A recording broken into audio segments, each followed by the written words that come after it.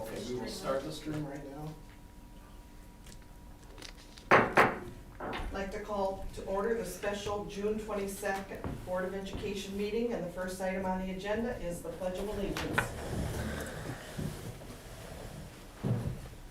I pledge allegiance to the flag of the United States of America and to the republic for which it stands, one nation, under God, indivisible, with liberty and justice for all.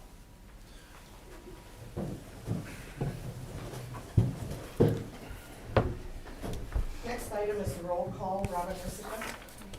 Karen Conover, Here. John Hare, Here. Mark McGlashan, Diane Rhines, Here. Matthew Smith, Present. Ranger Stefanko, Here. Kathleen Kivio. Here. Thank you. We'll move on to the approval of the agenda. Move we approve the agenda as printed. Support. It's been moved and supported to approve the agenda as printed. Any discussion? All those in favor? Yes. Yes. Opposed? Motion is carried. Next, we'll move on to the approval of the consent agenda. I move we approve the consent agenda as printed. Support. It's been moved and supported to approve the consent agenda as printed. Any discussion? All those in favor? Yes. Yes. Opposed? Motion is carried. We would like to welcome the public who are joining us tonight. Mr. Loban, do we have anyone with comments or concerns? We do not at this time. Okay, thank you very much. We will move on then to correspondence. Mrs. Conover. No correspondence this evening, Mrs. Lydia. Next is action items, and the first item is the resolution to borrow. Mrs. Young. Thank you. As you can recall from past years, we always come to you with a resolution to borrow money to get through the first part of our school year. We do a winter tax collection, and so that money doesn't come until January. So in order to make it before our first state aid payment in October, we typically borrow funds. This year, we're recommending $4.9 million. So we recommend the approval of the resolution to borrow up to $4.9 million. So moved. Support. It's been moved and supported to approve the resolution to borrow up to $4.9 million. Any discussion? All those in favor? Yes. Yes. Opposed? Motion is carried. Do we need a roll call vote? Do we need a roll call vote? I don't believe I don't so. think so. Okay. There were no votes, right? Right. Okay, we'll move on to the truth in taxation hearing and certification of tax rates for 2020 and 2021. Mrs. Young. Thank you. Okay. Here is our 2020 taxable values in comparison to the 2019 taxable values. This is information that we get from the Genesee County Treasurer's Department. As you can see, we've had increases in each of the homestead and the non-homestead areas, which are about a 5.4% increase in total.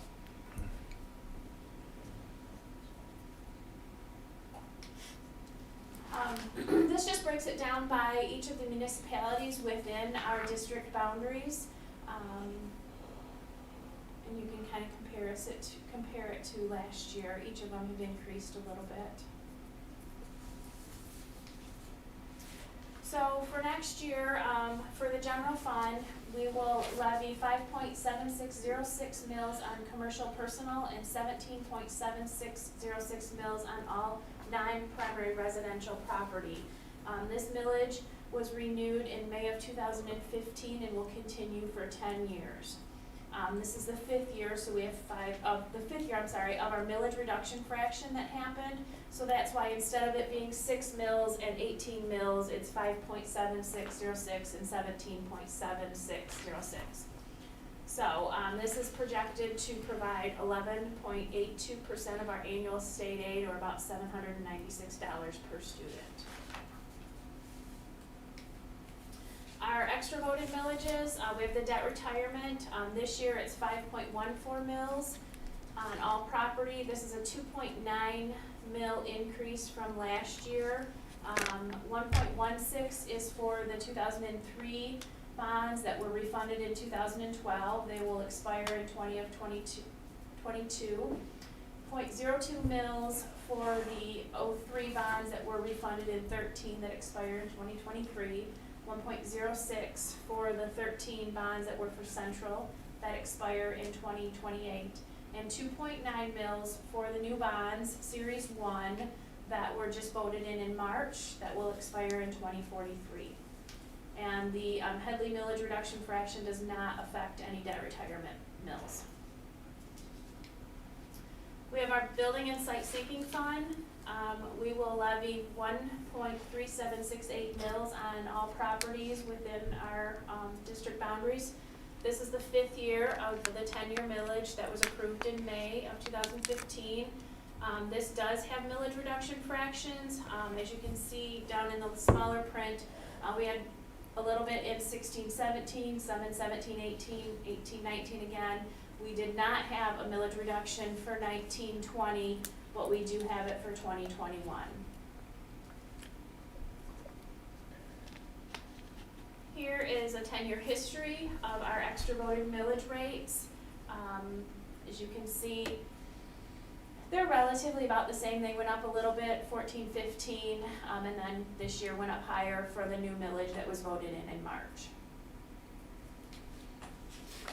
Estimated revenue from that, from our general fund, debt retirement, and sinking funds, about a $3 million increase, and most of that has to do with the new debt millage. Any questions on tax rates and taxable values? All right, thank you. Thank you. Thank you.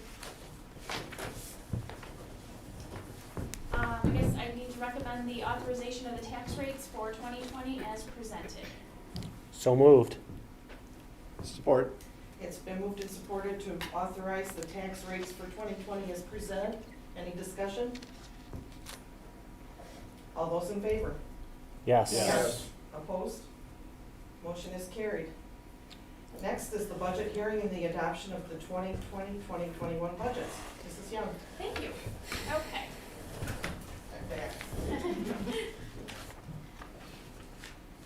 All right, so general fund budget assumptions.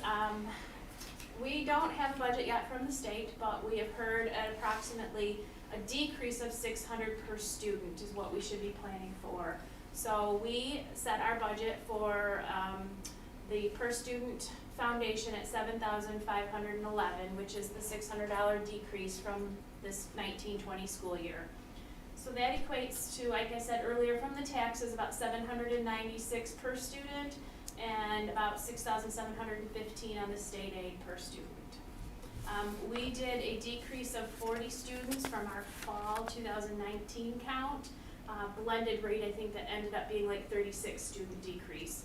We're not really sure. We're hoping and believe that we will get a good majority of the students back, but we thought it was conservative and a good idea to at least look at some decrease. The funding foundation formula is 90% for the current fall and 10% for the previous February.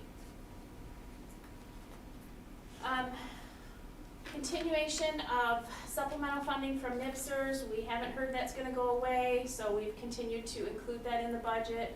We did include a 5% fuel increase and a 10% utility increase.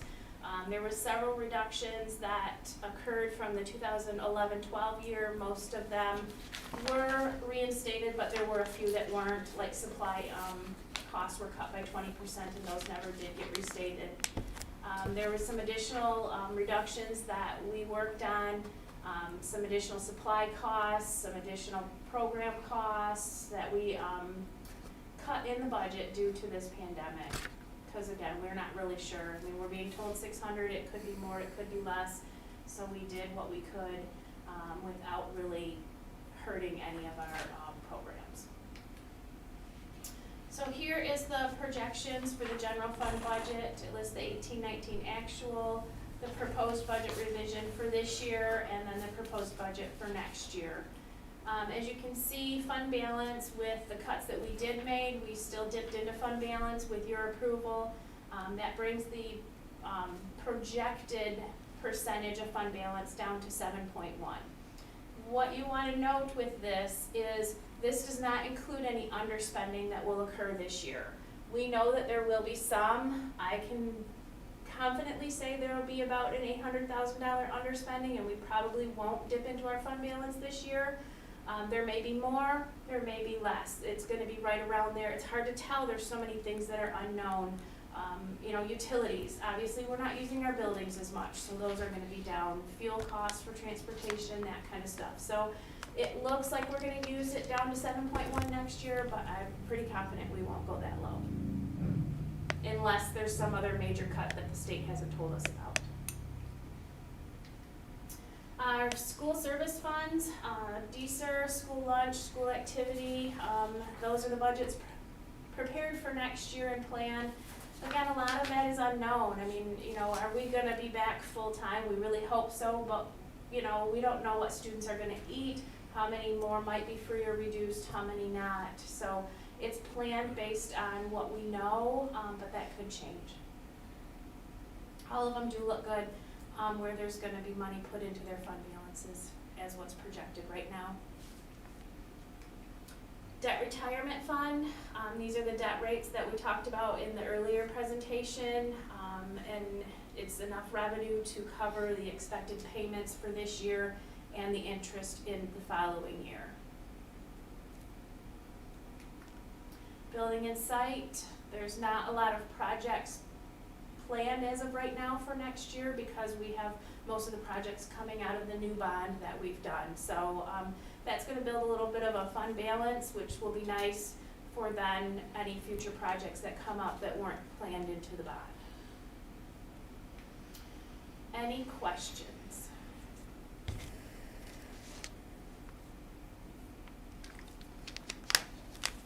Thank you. With that, I'd like to recommend the approval of these budgets as presented. So moved. Support. It's been moved and supported to approve the budgets for the 2020 and 2021 school year as presented. Any discussion? Leslie and Mr. Brown, Mr. Logan, they did a wonderful job putting this together with so many uncertainties coming from the state. So you did a great job, thank you. Thank you. And I will just add that we're still hopeful that we're going to get some increase in funding. And I'm also pretty confident we're going to have some significant underspending, maybe a little bit more so than Mrs. Young. So I wouldn't be surprised if we finish the year adding to fund balance, which would allow us to project something much higher next year as well. So, time will tell. As long as we can protect those programs, that's our main concern. Well, in most of the cuts, you know, we'll talk a little bit more about some of the staffing reductions that we're going to ask you to consider tonight. But most of the cuts that we've made have very little impact on people and programs that impact children. So we're pretty pleased with the budget that we've worked out. All those in favor? Yes. Yes. Yes. Opposed? Motion is carried. Next item is the approval of the Davison Community Schools roofing projects. Mr. Brown? Thank you, President Sudia. For those of you on the Building and Grounds and Transportation Committee, you know that we've recently put all of our roofing projects to be done this summer out to bid. We want to replace the roof at Cycle Elementary, at the Alternative Education High School, and over the gym at Davison High School. The good news, actually great news, is that these bids came in well under what was being projected, to the tune of about $350,000 less than what we anticipated having to spend. Part of that we think was due to the competition. It was a competitive bidding process, and we are now this evening recommending that you award the contracts based on the low bids to Maxim Commercial Residential Roofing in the amount of $175,676 for the Davison High School gym and the Alternative Education Building and the low bid from Superior Services, RSH, in the amount of $335,440 for Cycle Elementary. These are both local companies. One of them is out of Burton, and Granger, do you remember, is the other one out of Lansing? I believe it's out of Lansing, yes. So we recommend your approval of those bids this evening. So moved. Support.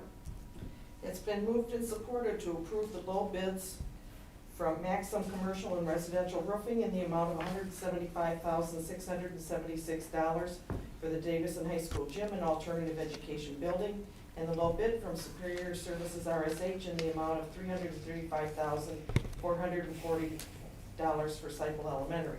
Any discussion? Good news. Absolutely, good news. All those in favor? Yes. Yes. Opposed? Motion is carried. The next item is the approval of policy revisions for the second reading. Mr. Brown? Thank you, President Studio. As you all know, at our last board meeting on June 1, we took several policies that we had received from Viola in our spring update to a first reading for the board. I summarized each of the policies at that time, so I'm not going to do that again this evening. But we are recommending your approval and the acceptance of the second reading of these policies this evening. So moved. Support. It's been moved and supported to approve the policies for the second reading. Any discussion? Again, good work on the policy committee. Happy to see some of these. I know we talked in length at the policy committee meeting. Each policy, we went through each one, and we really dove in. I really liked some of the adage, and I like the updates to those that we changed a couple words to or whatever, and you went over those at the last meeting, and I'm comfortable voting on these. So good work out of the policy committee on this. And thank you for not going through them in detail. I didn't think you needed. We had to hear it twice. We adapted, we've already heard it twice, yes. All those in favor? Yes. Yes. Opposed? Motion is carried. Next item is the resolution for reduction of certified staff. Mr. Brown? Thank you, President Studia. This is a tough one. Laying off staff is never an easy thing to do. And the budget that you approved earlier this evening does recall for the layoff of 5 certified staff members. That budget, most of the cuts are in things that don't involve people or programs. The exception to those would be ACC, which we're putting on a 1-year hold.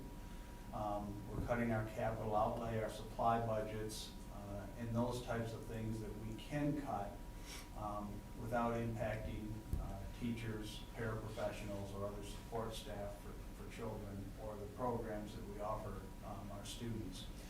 Unfortunately, we are projecting a downward trend in enrollment. We're projecting to be down about 40 students. Whether or not that happens, we won't know until the fall. As a result, we're closing some classrooms, and we're having to reduce our staff. So we're asking you to act this evening, and we are recommending your approval of the attached layoff resolution of 5 certified staff members. Reluctantly move. Support. It's been moved and supported to approve the layoff resolution. Any discussion? This is a tough one for me because this is my first time having to deal with something like this on the board, and I know our administration's working very hard, and we're not getting a lot of answers out of Lansing like we should. It's hard because this is projected, and there is no clear answers whether the layoffs are actually needed. I wish we had an answer, and it's not the administration's fault. It's the fact that Lansing needs to kind of get it together a little bit. We need to get some answers of what type of funding we're going to get. I just wish we had more answers before we, from Lansing, how much funding we're going to get before we had to make a move like this. It's really tough. Well, and Mr. Smith, I will tell you that I have personally spoken with each of the 5 teachers that are scheduled to be laid off. Those are never easy conversations to have, but I did call and speak with each one of them personally and explain the situation.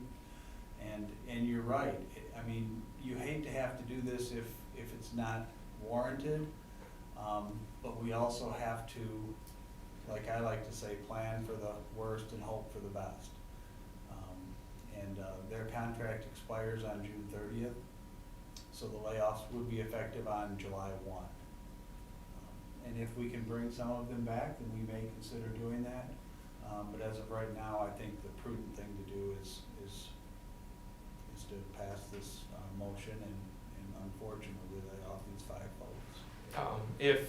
If we figure out that the money's there later on, because again, you guys aren't getting answers, so you can't, we don't have the answers we need, but if the money is available later on in the year, is there a chance that all 5 could come back, do you think, or? Anything is possible. Okay.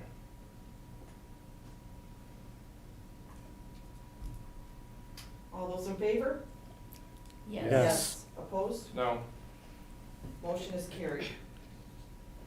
We'll move on to the resolution to approve the first series of the sale of school bonds. Mr. Brown, a little happier topic. Yeah, this is a much happier topic. Last week, we sold our school bonds. You passed a resolution to allow Stiefel and Nicholas Incorporated to do that for us, and they've done that. We got a great deal. The interest rate, I believe, for the bonds averaged 2.6%, which is a very good interest rate. It'll benefit our community immensely. And now it's time to approve the purchase agreement. I had to sign the purchase agreement the next day. It's awaiting President Sudia and Secretary Conover's signature, but we do need you this evening to adopt a resolution provided to you by Troon Law Firm and our bond counsel, Matt Heiser, to approve that sale agreement. So move. Support. It's been moved and supported to adopt the resolution to approve the sale agreement for our bonds. Any discussion? All those in favor? Yes. Yes. Opposed? Motion is carried. We'll move on to the approval to impose a calendar. Mr. Brown. Thank you, President Sudia. This is also a tough one. The school calendar is a mandatory subject of bargaining. We are required to bargain a school calendar with our teachers. Unfortunately, we have not yet reached a contractual agreement for next year with our teachers. And so by law, the board has the authority to impose the calendar 3 months at a time, beginning 2 months prior to the start of school. We're getting a lot of calls from parents and even staff want to know what our calendar is going to look like. So I am recommending and asking that you impose the first 3 months of our school calendar this evening. The calendar has been provided to you previously, and it's very, very similar to the same calendar we ran last year. In fact, it's almost identical as far as what our calendar this past fall looked like for next fall. So, the district proposed calendar has been previously shared with you, and we are recommending you act to impose the first 3 months of that calendar this evening. So moved. Support. It's been moved and supported to impose the first 3 months of the calendar. Any discussion? All those in favor? Yes. Yes. Opposed? Motion is carried. Next item is acceptance of contributions. Mr. Brown. Thank you, President Sudia. We have only one contribution to report tonight, and that is Jennifer Farrington from the Community Foundation of Greater Flint. She made a monetary donation to help support the food service program at the Davison Community Schools, who, I might add, has done a wonderful job for the past few months serving meals to students and community, and we're very, very grateful for them. So we recommend that you accept this contribution and direct me to express the board's gratitude in writing. So moved. Support. It's been moved and supported to accept the contribution. Any discussion? It's nice we're seeing more and more help from the community Yes. for items like this, so that's very nice, very helpful. There was a couple really good grants that she was able to secure with some veggies and milk boxes. Yeah, those vegetable boxes are amazing. I don't know if you've seen them, but loaded with stuff. Yeah. So I haven't seen the dairy boxes, but I heard they're just as good. I heard they I've heard are, good they things. like a couple gallons of white milk and chocolate milk and strawberry milk, yogurt, there's lots of great stuff in it, I haven't seen it, but I heard. Okay, all those in favor? Yeah. Yes. Opposed? Motion is carried. We'll move on to informational items from the superintendent, Mr. Brown. Well, last week we closed down the school year, so we are officially in summer, but we still have some loose ends to wrap up. In 2 days, on Wednesday, we're actually going to have a parade for our graduates. We're gonna kick it off at the high school at 6 p.m. and we're gonna take them down Clark Street to Main Street and head north on Main. I'm working with Mr. Beamer so that as each car passes the stadium, we'll have a public address announcer announcing the students. The kids can decorate their cars and that kind of thing. Michelle Edwards put out a flyer for that. And I believe the city council is actually debating or voting on this as we speak this evening. So we'll have an answer from them, but I'm pretty confident that's a go. Also, great news on the graduation front. As you know, we planned 3 ceremonies this coming weekend. We've got 2 on Sunday, we've got another one on Monday night. All 3 of them are very well attended. We have at 11 a.m. on Sunday, we have 104 students signed up to participate.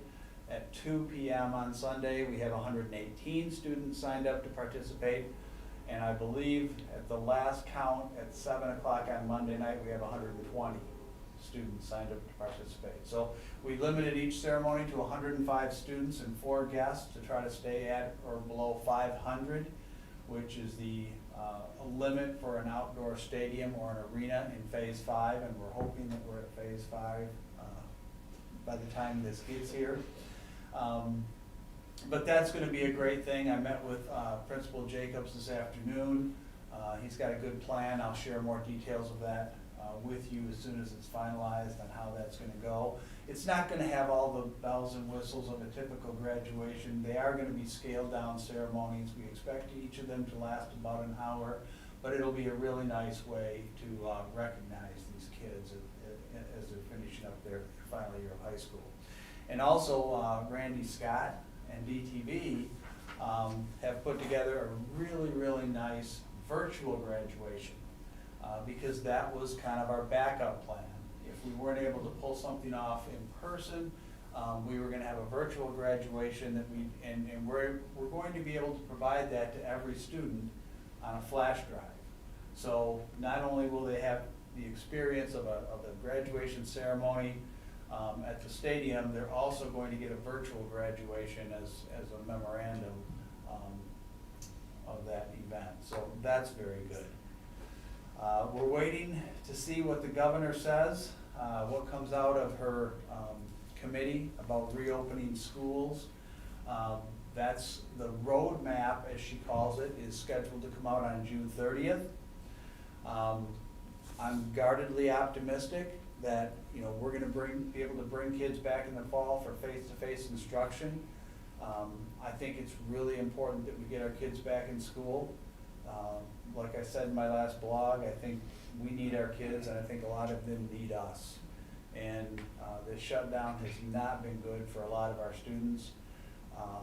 I don't know that I've had anybody contact me and tell me how great the distance learning was this past spring, but I've had quite a few parents contact me to let me know that the distance learning just wasn't working for their child and their family. So I think we have a lot of people that are ready to send their kids back to school in the fall. Obviously, we have to do it safely, and we have to make sure that we take all the precautions that are recommended or required. But I do think we need to get our kids back in school. So we're waiting for June 30th to see what comes out of the committee, and we'll go from there. I know just yesterday, our new director of curriculum, Angie Hards, was meeting with our curriculum coordinators and some of our online teachers from Davison High School, because we are working on online options, and we will be prepared in the fall regardless of what we have to do although I think you all know what we would like to do, so I think that's it. Okay, thank you. Any other matters which need to come before the board at this time? Our next meeting will be Wednesday, July 15th, right here in the boardroom. Motion to adjourn. Support. It's been moved and supported to adjourn. All those in favor? Yes. Yes. Opposed? Meeting's adjourned.